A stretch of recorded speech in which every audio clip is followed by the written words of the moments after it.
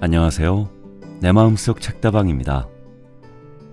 오늘 내 마음속 책다방에서 읽어드릴 책은 카롤린 르지르 일리오스 코스, 크리스토프 앙드레, 마티우 리카르지움, 김수진 옮김, 정민미디어에서 펴낸 어떻게 행복해질 것인가입니다. 어떻게 행복해질 것인가는 정신건강의학과 전문의, 철학자, 불교 승려가 전하는 180가지 인생 지혜론입니다. 어떻게 하면 일상의 불안을 달랠 수 있을까? 우리가 추구해야 할 유의미한 목표는 무엇인가?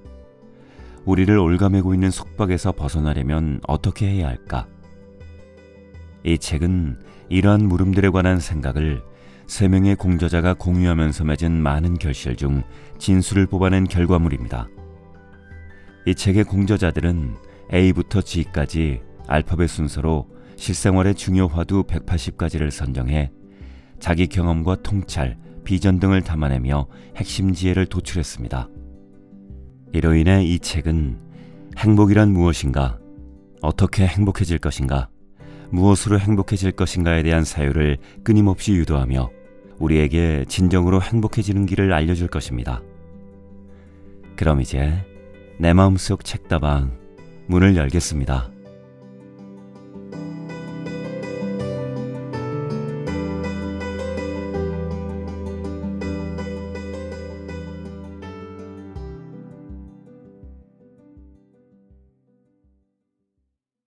어떻게 행복해질 것인가? 카롤린 르지르 일리오스 코스, 크리스토프 앙드레, 마티우 리카르지움, 김수진 옮김. A.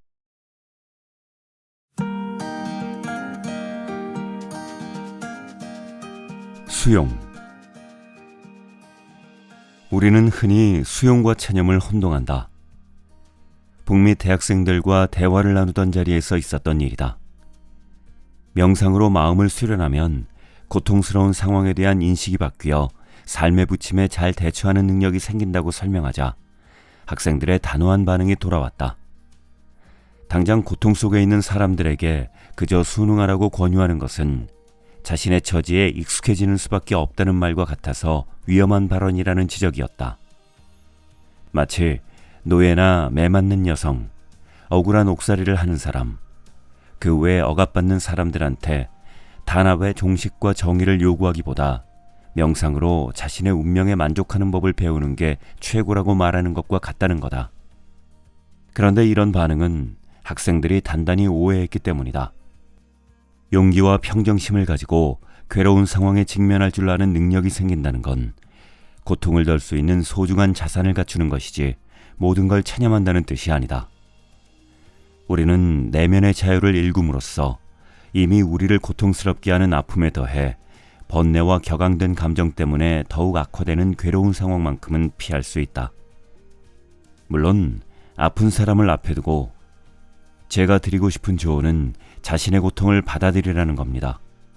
그러니 이제부터는 혼자 알아서 하시길 하는 말만 불쑥 던질 수는 없는 노릇이다. 그 대신 힘든 상황을 끝내기 위해 우리가 할 수 있는 방법은 다 동원하겠지만 정말 효과적인 건 스스로 이런 상황을 대하는 태도를 바꾸는 것이라고 말해야 한다. 때로는 적어도 당분간 할 수 있는 일이 전혀 없음을 받아들이는 것만으로도 도움이 된다고 말해야 한다. 체념하는 경우처럼 눈앞의 시야를 가리는 대신 이렇게 받아들이면 보너스처럼 긍정적인 그 무언가를 얻는다. 캐나다의 소설가 레미 트랑블레는 자신의 마약 중독자 아들 이야기를 매우 감동적으로 풀어낸 소설 강물 앞에 빨간 의자를 발표했다. 이 책에서 그는 자신이 희망, 기다림, 실망의 악순환에 빠진 상태에서 오랫동안 고통을 감추기 위해 얼마나 애썼는지 설명한다. 누구든 자녀가 고통받는 모습은 보고 싶지 않으리라. 하지만 그는 자신의 고통을 키우거나 피하지 않고 무시하거나 섣부른 행동으로 폭주하지 않은 채 온전히 받아들이는 법을 배웠다고 한다. 이제 그는 현실과 마주하며 훨씬 더 편안히 자기 자리에서 아들의 말에 귀 기울일 수 있게 되었다. 그는 자리를 지키는 것이 사랑하는 사람의 자세라고 말한다. 이런 자세 덕분에 더 많이 아끼고 평정심을 유지하면서 더욱 분별력 있게 올바른 행동을 취할 수 있다고 한다. 다시 말해, 변하지 않거나 변하는 데 오래 걸리는 상황을 그대로 인정하고 받아들이면 우리를 자유롭게 하는 사랑의 또 다른 면모를 누릴 가능성이 활짝 열린다.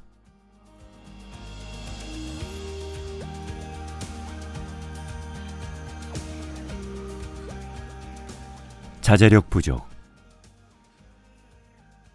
고대 그리스인들은 우리 마음속 깊은 곳에서 휘몰아치는 전쟁터 같은 내면의 갈등을 아주 잘 보여주는 개념을 만들어냈다. 이름하여 자제력 부족이다. 이 말의 어원이 되는 말의 의미는 할 수 없습니다. 이 용어는 의지력 부족으로도 번역될 수 있다. 사도 바오로는 자신의 마음속에 불어닥칠 수 있는 대립과 찢어질 만큼 괴로운 마음을 훌륭히 요약해서 표현했다. 모두 내가 원하는 선을 행하지 않고 원하지 않는 악을 행하기 때문이다. 바로 이것이 마음속에서 전쟁을 치르고 있는 듯한 느낌, 도저히 추스를 수 없게 산산이 깨진 마음, 끝없는 번민을 낳는 원인이다. 무기력한 나의 의지가 앞으로 나아갈 방향을 가리키긴 하지만 충동, 감정, 공포, 분노가 앞설 뿐이다. 이처럼 우리를 속수무책으로 만드는 자기 상실의 경험을 한 번도 겪지 않은 사람이 있을까? 우리로서는 어쩔 수 없는 그런 상황 말이다. 자제력 부족은 우리 삶의 많은 부분을 부패시킨다. 알코올 중독, 마약 중독 등 내적 고통이 일어나는 모든 곳에서 스스로 최선의 모습을 따르기 어렵다는 것이 드러난다. 바꿀 수 없다는 무기력함이 우리 마음속 수많은 영역을 지배한다. 어떤 관계가 해롭다는 것은 잘 알지만 그럼에도 완전히 빠져들게 된다. 자기 자신을 상실하게 만들고 모든 노력을 수포로 돌리는 악순환의 톱니바퀴. 어떻게 하면 이 치명적인 기계에서 벗어날 수 있을까? 자신의 이상적인 삶, 신념, 높은 열망과 실제 행동 사이에 깊은 구렁이 생기는 것을 목격할 때 느끼는 죄의식은 또 어떠하랴. 바로 이런 이유로 몸과 마음의 건강을 위해, 그리고 충동의 유혹을 끊기 위해 고행과 내면의 평화를 추구해야 한다.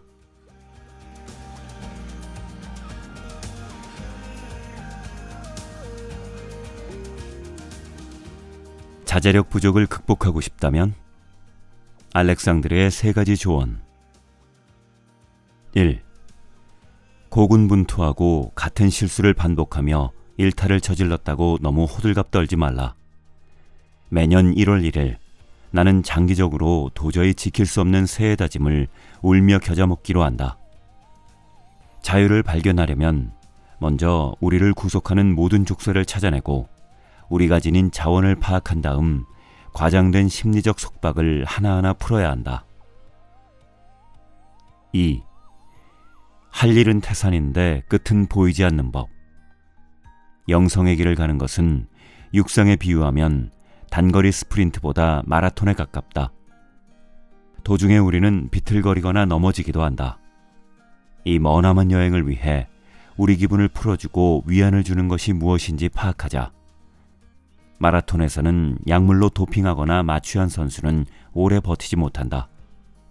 지혜는 우리 마음의 양식이 되는 것을 알아보게 해준다. 이 즐거운 알미야말로 무조건적인 기쁨이 된다. 3. 자기중심적 사고에서 벗어나라. 내면의 갈등에 전면적으로 몰두하면 반드시 벽에 부딪힌다. 신중함은 우리를 자기중심적 사고에서 한 발짝 물러서게 만든다. 그 결과 문제를 회피하지 않고서도 더는 이 문제가 우리 삶의 한가운데에 자리 잡지 않게 한다.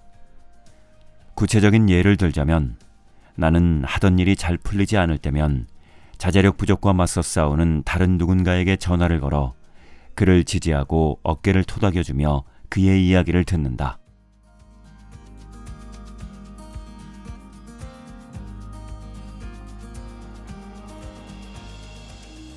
불행 중독.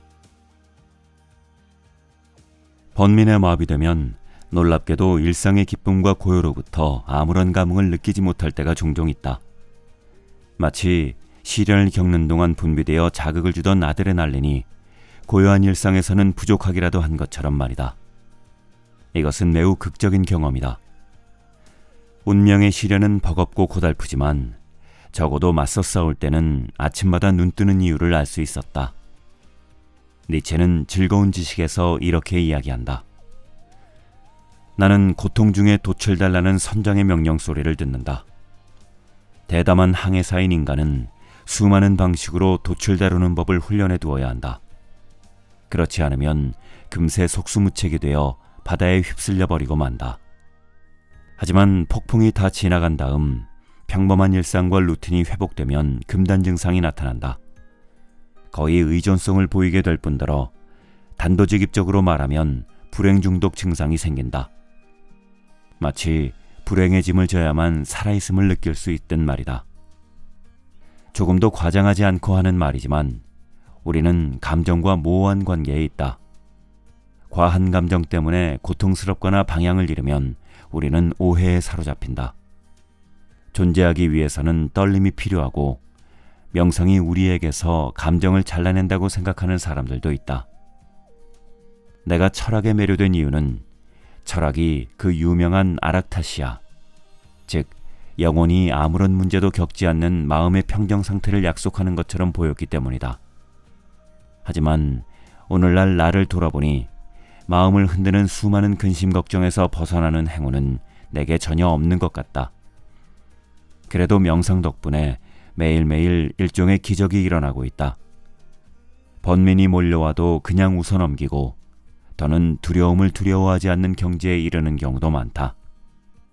이런 경지에 도달하는데 꽤 도움되는 훈련 비법이 하나 있다. 두려움, 번민, 슬픔 등을 경험하는 의식은 절대 동요하지 않는다는 사실을 명심하면 된다. 사람의 마음 안에는 아무런 타격을 받지 않고 무사한 상태로 남아있는 부분이 존재한다. 상처를 주는 그 어떤 충격도 건드릴 수 없는 것이 바로 이 부분, 의식이다. 의식은 커다란 곰솥에 비유할 수 있다. 곰솥 안에는 온갖 것들이 다 들어있다. 기분을 좋게 해주는 당근, 상추, 병아리콩도 있고 눈물을 쏙 빼게 하는 양파도 들어있다. 불행에 빠지면 자아는 다른 맛은 음미하지 않은 채 양파만 씹는다. 하지만 우리의 의식을 곰솥과 같다고 생각하면 분노와 아픔에 이르지 않고 감정을 그냥 흘려보낼 수 있다. 이것들은 그저 많은 재료 중 하나에 불과하니까.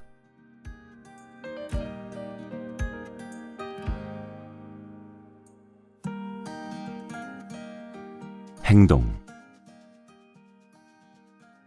명상과 행동을 구분하는 것은 초보자들이 범하는 실수다. 우리는 명상가들의 경험을 통해 이 두 가지가 서로 긴밀히 연결되어 있음을 알 수 있다. 명상은 행동을 더욱 잘하게 도와주기도 하고 때로는 전혀 행동하지 않게 만들기도 한다. 물론 이것이 그 무엇도 하지 않게 된다는 뜻은 아니다. 선에서는 전통적으로 좌선을 중요시하지만 먹고, 걷고, 정리하고, 청소하는 등 일상 속 거의 모든 행위 역시 명상의 매체가 될 수 있다. 정신과 육체가 조화를 이룬 마음챙김 상태에서 이런 행위를 수행한다면 말이다. 보통 움직이면서 명상하려면 규칙적으로 자신의 행위를 의식하면 된다. 이때 의식한다는 것은 그 행위를 하는 현장에 정말로 있어야 한다는 뜻이다. 그러니까 걷기, 운전하기, 정리하기, 듣기, 쓰기, 읽기, 요리하기, 청소하기 등 현재 하는 일 말고는 아무것도 하지 말아야 한다. 실상 몸은 행동하는데 마음이 푸념이나 몽상, 걱정이나 계획 등 다른 곳으로 쏠리는 경우는 허다하다. 소위 멀티태스킹에 관한 여러 연구 결과에 따르면 결론은 명확히 한 가지다. 한 번에 여러 일을 하는 습관은 우리에게 더 많은 스트레스를 주고 각각의 활동 수행 능력을 떨어뜨린다는 것이다. 반면 마음챙김 상태에서 행동하면 학자들이 말하는 몰입의 경지에 이를 수 있다. 그러면 한 가지 활동에 완전히 빠져들어 강한 통제감과 만족감을 느끼면서 자기 능력의 최대치를 발휘한다. 이러한 몰입 상태는 운동선수나 예술가뿐만 아니라 지식노동자에게서도 찾아볼 수 있으며 다의 조립을 하거나 정원 가꾸기 등 취미 활동을 하는 사람에게서도 발견할 수 있다. 마음 챙김 상태에서 행동하면 잘 사는 삶이란 지금 여기 현재를 살아야 한다는 사실을 잊지 않는 것임을 깨닫게 된다.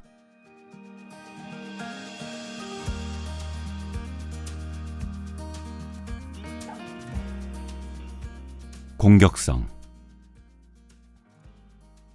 불교에서는 다른 사람이 내게 잘못을 범할 때 마음속으로 거기에 물들지 말라고 가르친다. 여러 번 붓다를 모욕한 남자가 있었다. 붓다가 그에게 물었다.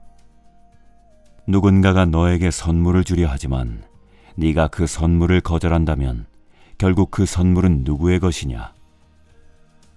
일순간 당황한 남자가 대답했다. 선물을 주려고 한 사람이요. 그러자 붓다는 다음과 같이 말을 맺었다. 네가 내게 준 모욕을 나는 받지 않겠다. 그러니 그 모욕은 너의 것으로 남는다. 나는 배응망덕한 사람, 막되먹은 사람, 고약한 사람을 마주할 때 호의적인 태도를 유지하면 우리에게 득이 된다고 생각한다. 우리가 평정심을 잃지 않고 예의 바르고 열린 마음으로 상대를 대하면 최상의 경우 그의 적개심에 제동을 걸 수 있다. 반면 우리 역시 대결 구도에 돌입한다면 우리가 유감스럽게 생각하는 그의 단점에 우리도 같이 빠져들고 만다.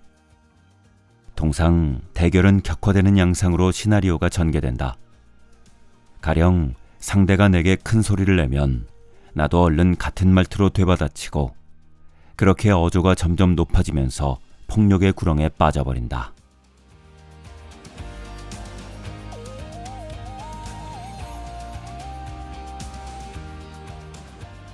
이타심. 사람들은 간혹 이타심과 연민, 공감을 같은 것으로 본다. 그러나 이 세 단어가 가리키는 정신상태는 모두 다르다. 그래서 우리의 행동이 미치는 영향이 다 다르고 그 결과 타인에게도 다른 영향을 준다. 본래 이타심 혹은 이타적 사랑이란 다른 사람들을 이롭게 하고자 하는 의도를 말한다. 관대한 행동을 베풀면서 그 대가로 그보다 더한 이익을 얻을 것이라 계산하고 행동한다면 이는 이타심이 아니라 이해타산적인 행동이다. 연민은 이타심이 타인의 고통에 직면하면서 형상화된 것을 말한다. 불교에서는 특별히 이것을 모든 중생이 고통과 고통의 원인에서 벗어나길 바라는 마음이라고 규정한다. 이러한 이타심과 연민은 공감과는 또 다르다. 이타심과 연민은 이들을 이루는 감정적 요소에만 치중할 경우 그 범위가 제한된다. 그러나 우리가 흔히 간과하지만 이타심과 연민에는 본질적인 인지적 측면도 있다. 바로 이런 측면 덕분에 우리는 타인의 욕구를 인식할 수 있다. 여기서 말하는 타인에는 모르는 사람들 또는 적으로 간주하는 사람들도 포함된다. 다른 한편으로 우리는 이런 측면 덕분에 타인의 고통에 대한 이해폭을 확장할 수 있다. 불교에서는 고통의 근본적 원인이 무지, 즉 정신적 착오에 있다고 본다. 이런 착오 때문에 우리는 왜곡된 눈으로 현실을 인식한다. 결국 충동적 욕구부터 질투, 오만, 증오 등 모든 부정적 감정을 망라하는 혼란스러운 정신 상태에 이른다. 이타심과 연민의 이러한 인지적 측면은 간과한 채 고통의 가시적 형상에만 관심 가진다면 절대로 이런 고통을 완전히 치유할 수 없다. 이해타산적인 목적으로 다른 사람을 위해 행동한다면 이것은 진정한 이타심이 아니다. 자신의 이익을 증진할 속셈을 품고 있기 때문이다. 예컨대 재산을 상속받기를 기대하면서 나이 많은 어르신을 친절히 모시거나 칭찬 듣기 위해 호의를 베풀거나 자선사업가라는 명성을 얻고자 인심을 후하게 쓰는 경우가 그렇다. 이뿐만 아니라 양심의 가책을 덜기 위해 또는 스스로 자부심을 느끼기 위해 아니면 비난을 면하기 위해 누군가를 도와주기도 한다. 사심없는 이타심은 다른 사람에게 선행을 실천하겠다는 유일한 목적만 가지고 도움을 줄 때 발휘된다. 우리가 일상생활 중에 늘 만나게 되는 호의적 행위는 어디서 나오는 걸까? 이를 설명하는 가장 간단하고도 그럴싸한 이유가 바로 진정한 이타심이다. 이를 가리켜 선행의 평범함이라 부를 수도 있겠다. 미국의 심리학자 데니얼 베스는 자신이 구상한 실험적 상황에서 실험 대상자들을 관찰하여 그들의 이타적 혹은 이기적 동기를 명확히 규명하는 데 30년을 바쳤다. 끈기 있게 체계적으로 진행한 이 연구는 진정한 이타심이 분명 존재하며 현재의 과학 지식 수준에서 이기심을 바탕으로 해서는 그런 결과를 설명할 수 없다는 결론에 도달했다. 나는 이런 질문을 자주 받는다. 살생을 일삼고 피도 눈물도 없는 독재자에게서 어떻게 이타심과 연민을 느끼라는 겁니까? 연민은 모든 형태의 고통을 치유하는 것을 목적으로 삼는다. 의사라면 어떤 미친 사람이 격하게 화내며 위험하게 군다고 해서 그를 몽둥이로 때려 눕히지 않는다. 그 대신 필요하면 그를 통제해서 치료할 방법을 찾는다. 그렇다고 자유롭게 방임하는 태도를 보이라는 말은 절대 아니다.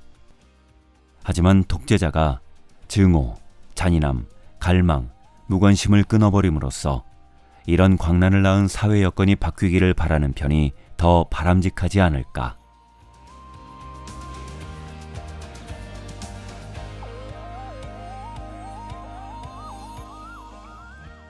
이타심을 키우고 싶다면 마티유의 4가지 조언. 1. 무조건적인 이타심이 당신 능력 밖의 일로 보인다고 겁먹지 말라. 사실 당신도 어렵지 않게 무조건적인 이타심을 발휘할 수 있다. 모든 중생이 행복과 행복의 원인을 발견하고 고통과 고통의 원인에서 벗어나기를 바라는 것만으로 충분하다. 이는 당신 혼자 모든 고통을 치유할 수 있어야 한다는 뜻이 아니다. 당신의 이타심에서 아무도 제외하지만 않으면 된다. 2. 당신의 힘을 넘어선 일을 하지 않는다고 스스로 자책하지 말라. 다만 행동할 수 있는데도 시선을 피하는 것이라면 자신을 나무라야 한다. 3. 여느 신체적, 정신적 능력과 마찬가지로 친절과 연민도 밑바닥에서부터 키울 수 있다. 4. 첫 시작으로 당신의 타고난 친절 능력을 가까운 주변 사람들에게 발휘한 다음 가족과 사랑하는 이들을 넘어서 더 많은 사람에게 확장하라.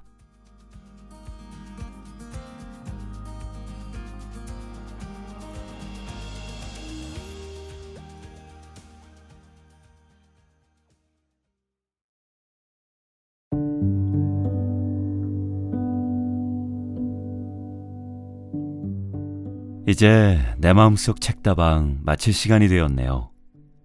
오늘도 함께 해주셔서 감사합니다.